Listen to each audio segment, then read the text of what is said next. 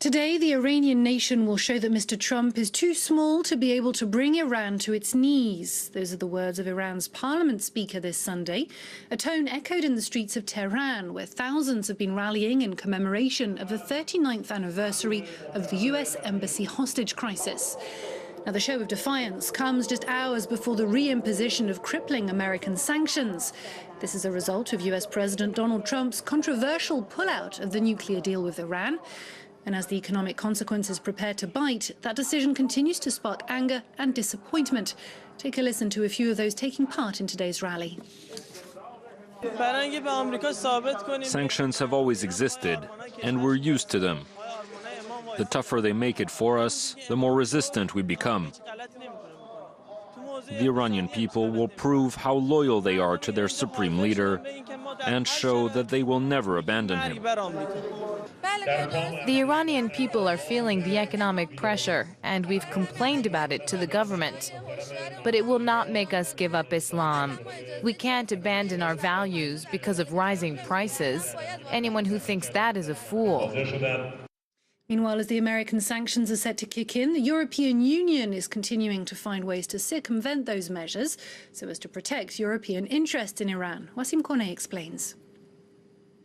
The future of trade ties between Iran and the EU is now in jeopardy with the reinstatement of American sanctions after 3 years of intense trading.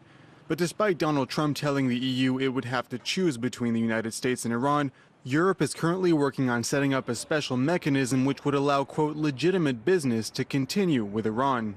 In practical terms, this will mean that EU member states will set up a legal entity to facilitate legitimate financial transactions with Iran, and this will allow European companies to continue to trade with Iran in accordance with European Union law and could be open to other partners in the world. The so-called special purpose vehicle would enable the EU to continue trade with Iran without having any direct financial exchanges, effectively setting up a bartering scheme between the two. Iran would send oil worth 1 million euros, for example, to Russia and China, who would then transfer it to the EU.